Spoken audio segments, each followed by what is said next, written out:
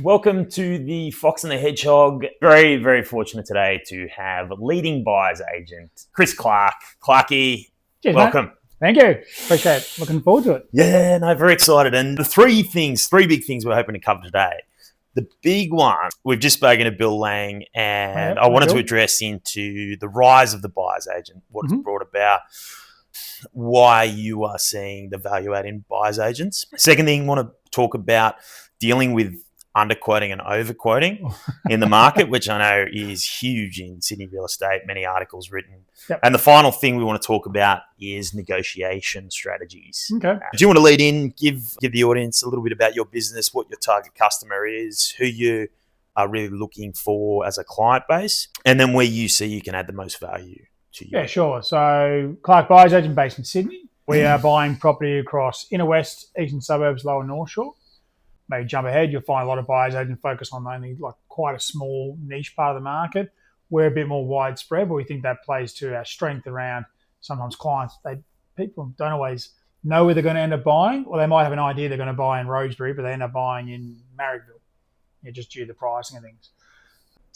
The major clients are the clients I'm really focused on, typically from what they look like. If this sounds like you're a double income earning, or you maybe a divorcee, but you've likely got kids looking to buy your home. So whether that's the first home upgrading, or it's the last home before you go in a box and be 6 foot underground, and you're spending somewhere to $2 million to sort of $6 million overall in terms of the property itself in Sydney. Right.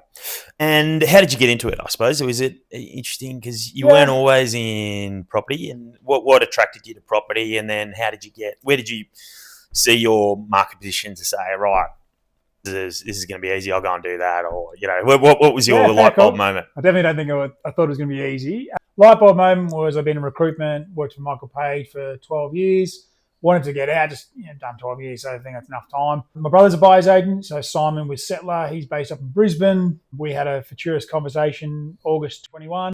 I remember well. He said, "You can do this." I said, "No, I can't." He said, "You can." And lo and behold, I can. Definitely didn't think it was going to be easy. Hadn't come from the property industry, right? So I bought and sold property myself.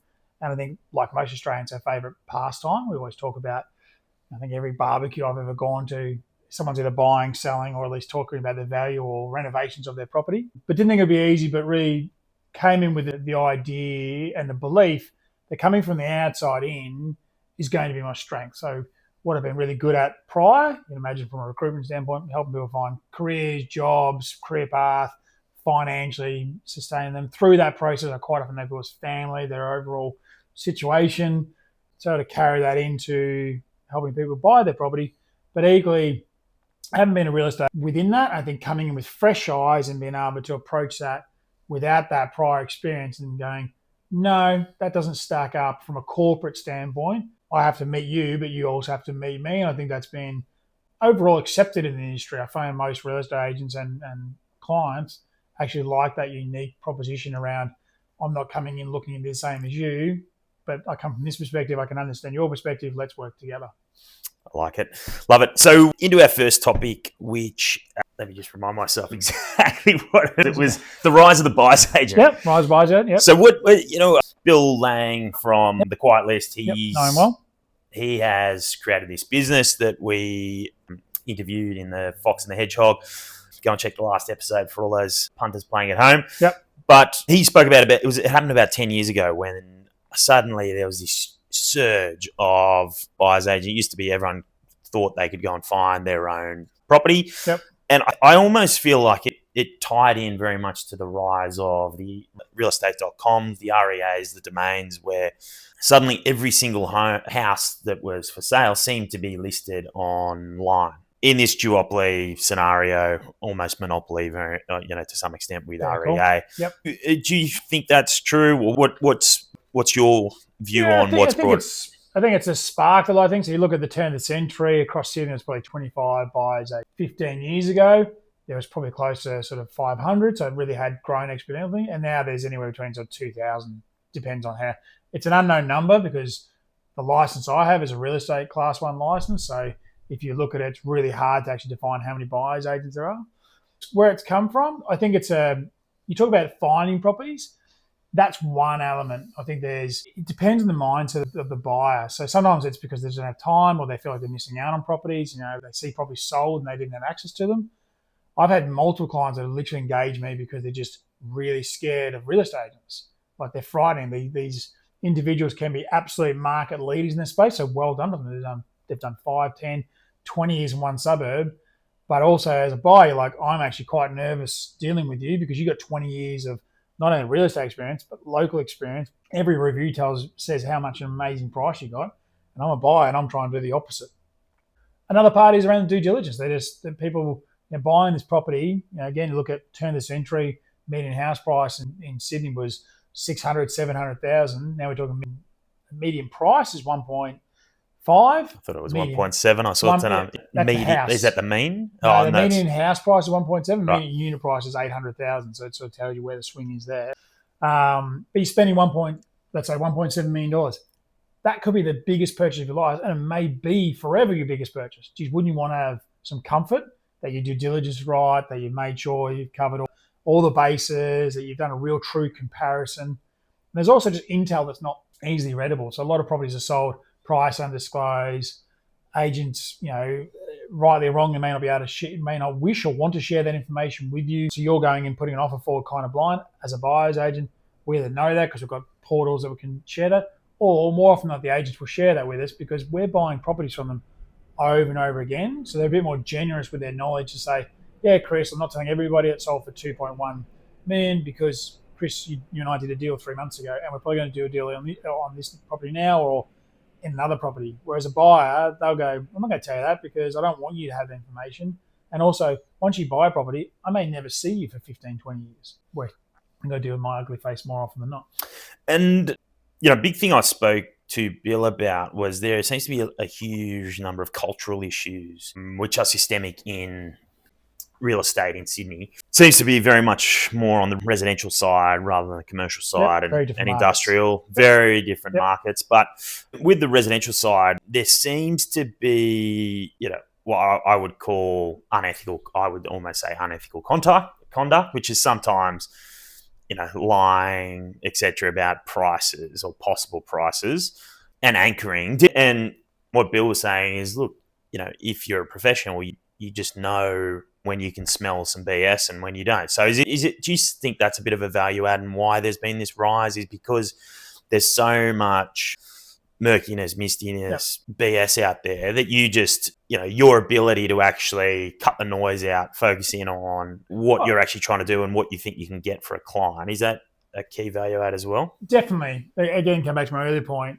You might be buying, you're coming in, you're buying probably first time in 10 years. So you don't realise that agent has been marked and done 20 bad things over the last 2 years because you've only just started looking now. So you look at that agent going, okay, he said or she said this, look at that. Whereas, again, being in the industry, I know those agents, I know what they're doing. I've got all the records I can hold against them.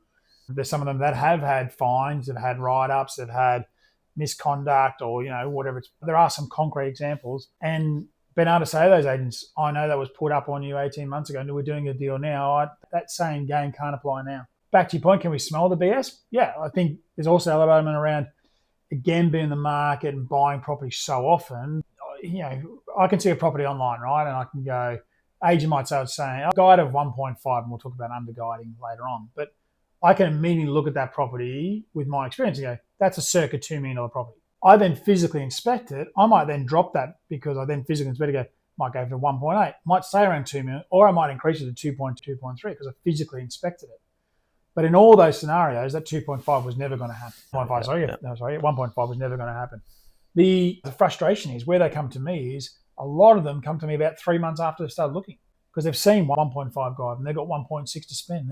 And they keep missing out because it sells for 1.8, 2.1. And a lot of times they come there going, oh my God, now what they probably should be doing in a really simple way is look at the properties that are guiding 1.2 if they've got 1.6. But there's also some agents are giving more truthful numbers. Some are giving a lot more fat.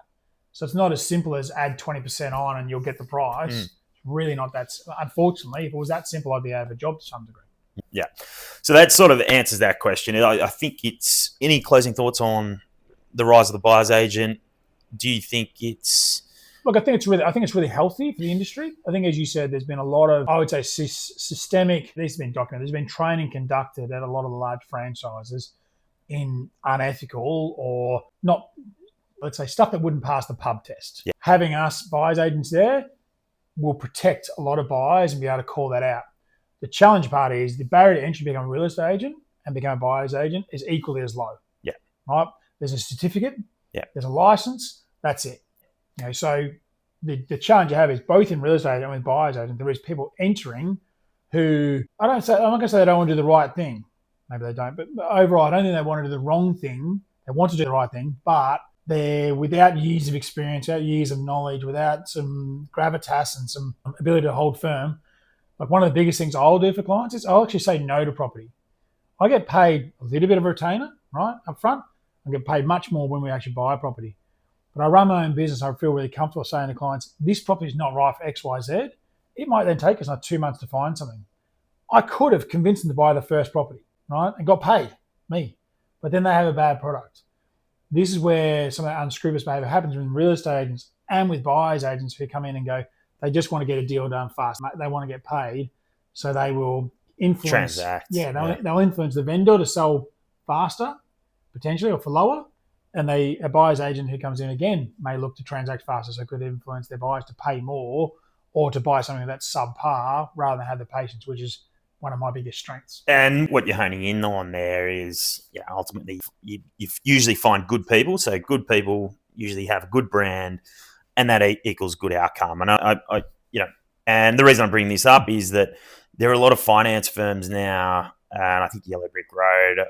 There's quite a few others are now. Home loans. They're all now doing their own buyers agencies. Correct. And I've talked to a couple of these finance firms who've gone down this route, and it's exactly what you spoke about. They want, within 30 days, they want to be able to get the pre-approval, find the exact limit, and almost max out that limit with a property.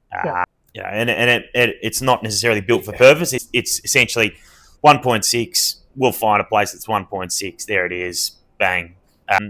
Any comments on that, or what are your... Look, I think I much prefer not to be a jack of all trades but a master of one. And when I see industry professionals and organisations that are doing a multitude of things, so, let's say you had a business had a finance planning arm, and then it had a mortgage broking arm, then a buyer's agent arm, then a vendor advocate arm, then had a property conveyancer arm. Are they doing things wrong for the client? I'm not saying they automatically are, no. But you can understand in a high pressurised environment where that's going on, that one arm is linked to the other arm, there can be that behaviour around trying to push things forward for the sake of pushing forward, because if you buy a property, the mortgage broker gets their slice, they get that, the finance planner can then help them buy shares because they're all transaction faster. I'm not saying this is definitely happening with all of them, absolutely not. But I like the fact that I'm a buyer's agent. There's a lot of buyer's agents out there that are also vendors advocates. So they will help potential sellers find a real estate agent to sell their property. I just think that gets murkiness, because if I'm helping real estate agents get sellers, to you go get a with clip them, ticket on the both sides. well, even if I don't get a clip of a ticket, so even if I don't get paid on that transaction, I'm just doing it out of the goodness of my heart. Even if I was to do that, well, later on when I'm doing a deal with a real estate agent, are they going to bring that back up? Does it get murkiness? Particularly if you do get a cut, who's your master here? I like the fact I just do what I do. The only people paying me is my clients. Yeah, and I love it. So now delving into overquoting, which feeds into this ethical conduct. And a buddy's just gone through the process of buying a house. He bought a premium house. He used for his first purchase a buyer's agent. Yep. He said he didn't feel they added much value, sure. And he went down the route of going his own route. He sold a slice of his business, did very well, and then he's bought this big premium house. Yep. And then he's gone through this negotiation and he told all these horror stories, the exact thing we just spoke about, underquoting. Then all of a sudden enters the negotiation and this magical shadow bidder just arrives. Oh, what a surprise. Yeah. And he's even screenshots of text messages with their name blanked out. Yeah, there's always something. So I would call it unethical conduct, but I almost think it's just systemic in the industry where you just have to be laser focused on what is value and what are you willing to prepare to pay for that asset, which is where you need that professional technical expertise that you offer. What are your thoughts on the unethical or systemic cultural conduct in the real estate industry? And do you think we just need to be aware of it and then you navigate your way through the murky waters, or do you think there needs to be wholesale change, or is it, you think it is what it is? All of the above. Like, I'd love to see wholesale change. I'd love to see legislation change. Is that going to happen? No. Yeah. Like, it's too far away, and also the legislators would have to fight against REI, bodies that most of their clients are real estate agents, and they don't want change. The penalties are quite low in terms of getting fines and so forth. Yeah, that unscrupulous behaviour around the unethicalness is something I absolutely hate. I just think, it'd be great to live in a world where everything can be transparent. And part of that is where you go, well, do I like to buy at auctions? No. Is there a time and place? Yes. But one of the good things with an auction, with registrations and understanding who the buyers are, again, let's assume everyone there is a genuine buyer. You win the property for $1,000 more than somebody else. Even if you feel like you're overpaid, you can go, well, I paid $1,000 more than somebody else. I can actually tell all my friends and family that was the right price. Whereas if you go through a negotiation prior to auction or outside those circumstances, and the agent goes, there's another buyer. They're offering 50 grand more. They're offering 100 grand more. They're offering 50 grand more. And you end up going up, and you end up securing the property, right? You paid maybe 200 grand and 300 grand more than you had intended to, or what you initially put forward on the basis of the buyer. You may never find out if there was another buyer or not. And so there's this part of you going, well, did I get a good deal? Was I lied to? Was somebody made up? Unknown. And so you need to have the ability. I think it's where a buyer's agent again plays its strength, but also people who have been around. I think the more mature are, the more times you've been around the sun, it also matches up to go, have the confidence to have the tough conversation to walk away. The conversation I have with buyers all the time is, if we don't believe there's another buyer, real estate agent saying there is another buyer, and we're not of the belief there is, to say to the buyer, we need to, and I've done this all, we need to feel confident we're going to walk away. It may sell for that price, but equally I'm not as confident that there is a buyer. But it's up to you in the end. How fearful are you of missing out on property versus how comfortable are you with my encouragement that this is the right price to offer? There have been multiple occasions where we then walked away, and the next day the agents called us back up and gone, other buyer finance clause. Their settlement period is 6 months and yours is 42 days. I've pushed them to come to you. Of course you have. Yeah. Of course you have. But sometimes it's, in the end, there's also an element of like, if my buyer feels like a good deal, I'm hoping the vendor, I want to get the lowest price, but I also want the vendor to feel like they've been screwed over, in essence. If it means that deals get done and everyone overall happy and walks away, well, c'est la vie. Your friend, if he did purchase that property, yeah, is he happy now that he's got the property? He's not. No. Oh, sorry. Oh. But he's got a 6 month settlement, so he hasn't moved in, and he's still got to sell his current house. But he's paid his deposit, and his wife's happy was the main one. But it was just an interesting analysis. And you always say to them, "Well, have you thought about a buyer's agent?" He goes, "I'm not using a buyer's agent." He had a bad experience before. Yeah, he had a bad experience. So the other thing I do as a buyer's agent is, even if I'm doing a deal with an agent I know, and I've done a deal with them before, or particularly one that I don't know, like I know them but I've never done a deal, because the proof's always in the pudding, right? The first time you do a deal with somebody and you're successful and you shake hands, the next deal is a lot easier, because you both sort of know each other's tricks, but also you actually know each other's limitations. But there's a range of buyer's agents around Sydney that I connect with all the time. I've got like a WhatsApp group where I'm like, hey, has anyone done a deal with this agent before? Yep, Chris, I did a deal with them in August. All right, I'll give them a call. What was this style? What did they do? What was this? Why are we helping each other out? Because I think most buyer's agents want the industry to improve. There's no self-interest for them. They're not going to get a cut of it. But they want to help me because they want the elevation of the industry to be better than what it was prior to buyer's agents. And it's almost self-selecting, where you're saying to your colleagues who you trust and know, and you're saying, yeah, okay, I trust this guy.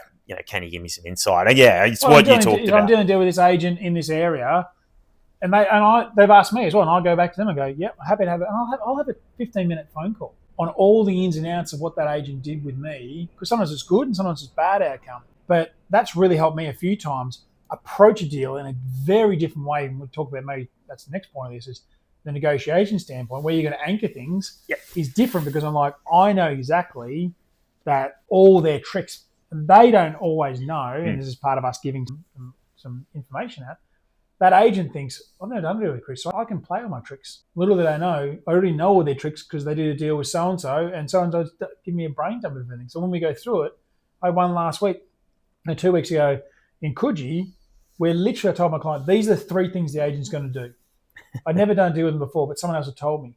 The 3 things verbatim what happened. My client didn't stress at all because they're like, we knew you told us, Chris, these 3 things were going to happen. The agent probably think I'm playing mind games over here. Then when we sign, money and everyone's happy. But my client was not stressed the whole time because literally the agent did exactly what we had anticipated the whole way through. So you kind of already done your homework and came prepared, which is, preparation as the lather of success, is that nice. Some of that one of those famous quotes.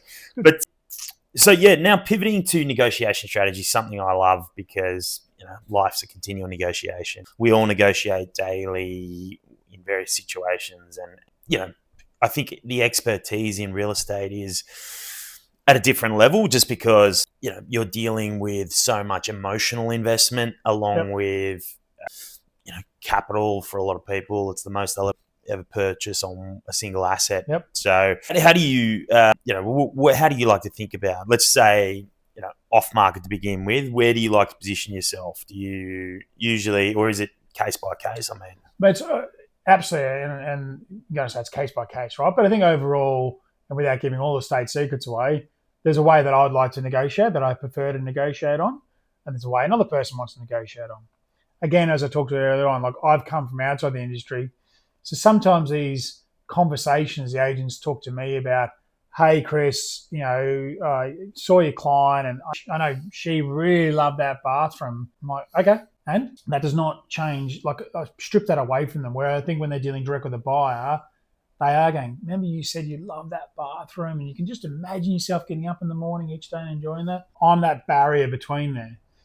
We do a lot of comparables. So, not only do we do research and due diligence, we look at all the DAs in the area, like what's affecting the property from the development applications of that property or the neighbouring ones, federal, state spending around the area. But also, and this is not rocket science, we look at all the properties sold recently and the comparables. Now, agents will be like, here's one that sold for 3.2 million. We're only asking for 3.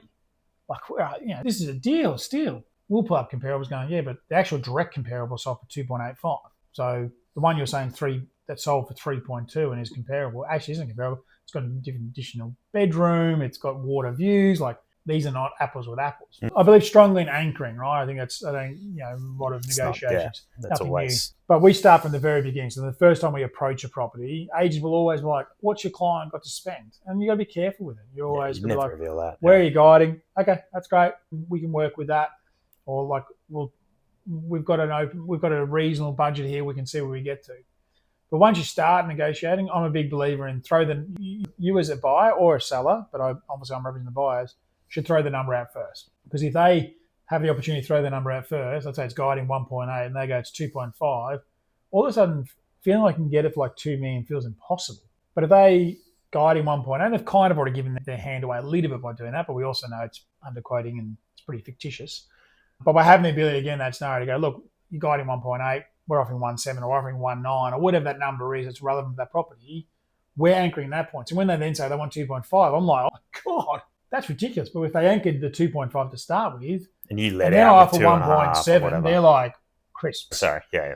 So I think anyone would say time is the biggest killer. Yep. But also I think you've got to be prepared that sometimes the deal can be done in hours and sometimes the deal can be done in 3 or 4 days. Mm. And if you know that from the outset and you have some comfort around that, when the agent's putting pressure on a timeline, okay, I know you want to get the deal done, your own self-interest here, but I had a scenario only this morning where an agent came back to me, they rejected our offer, and 2 days ago, and they've come back this morning going, I think that offer is now acceptable. Well, we walked away. We'll probably accept the offer now, like where it is. But if we hadn't walked away, if we continued dialogue, they definitely would have got more money out of us. Yeah. And so I think a key thing here that probably isn't brought up as much, but the ability to walk away is so powerful. How do you frame that conversation with your clients about walking away? Because I know for a lot of clients, walking away feels like an impossible option because they've been on this hunt for so long, sometimes years. How do you frame that with your clients? Do you just say, look, you need to be very unemotional, and you sit them down and have a chat to them, or do you? What's your usual thoughts on walking away? So the difference, I think, first of all, is when you engage a buyer's agent, we are getting access to more properties than you can normally. So part of the reason why most buyers feel like walking away is a dreaded step is they themselves, with their buyer's agent, may have not seen something relevant for 4 weeks, 6 weeks. That's perfectly relevant.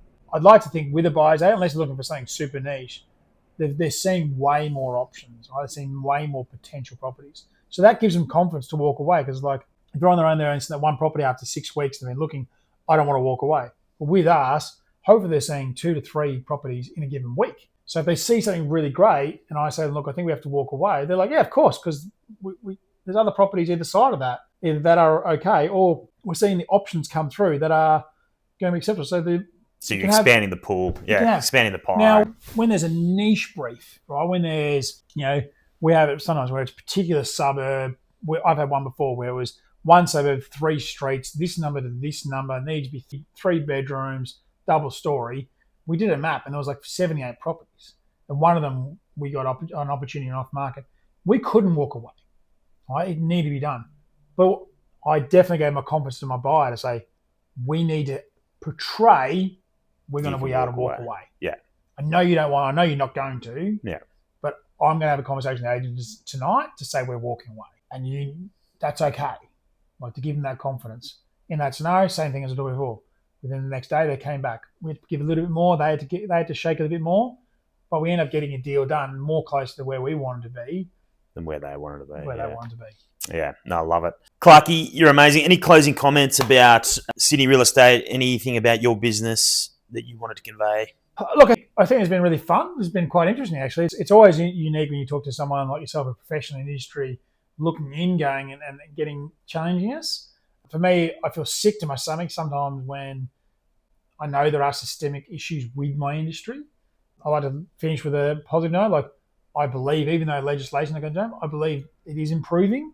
I think people like buyers, agents and vendors, advocates, more eyes and ears having insight on it will elevate it as we go on. So I think where we've been before, some of those tactics will wash away with that improved professionalism coming in. Love it. No, well, thank you. And thanks for joining us for another episode of The Fox and the Hedgehog.